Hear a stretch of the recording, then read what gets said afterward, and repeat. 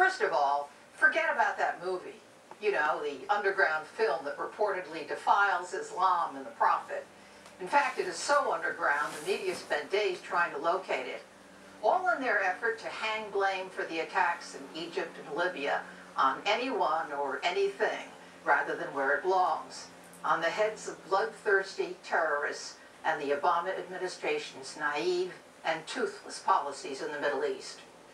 Their supporters in the liberal media reinforced President Obama's disturbing reluctance to offend the Islamic world.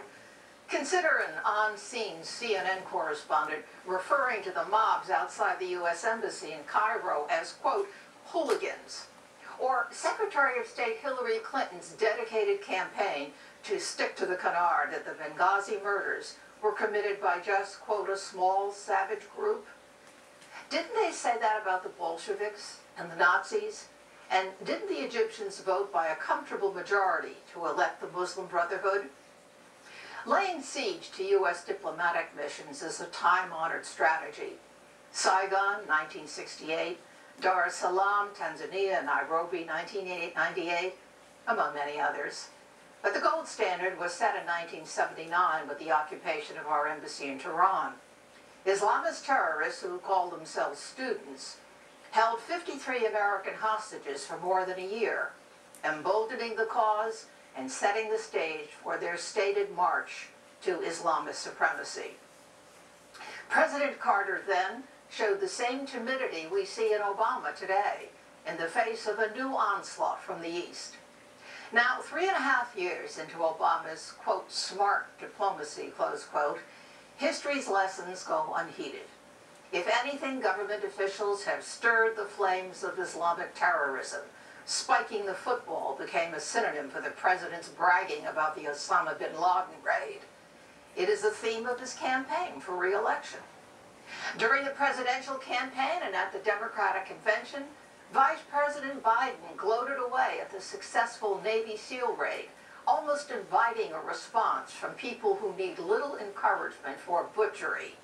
Osama bin Laden is dead and General Motors is alive, he shouts.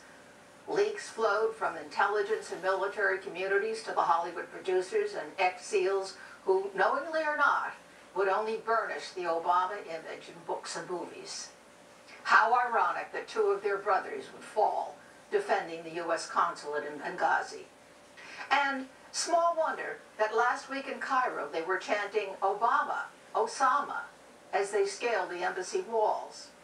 Among the smart classes, much has been made of how the Arab Spring may turn to winter, for lack of a better cliche, without mentioning the dreaded domino theory the media and political apparatchiks had seen as in a dream the golden dawn of peace in the Middle East.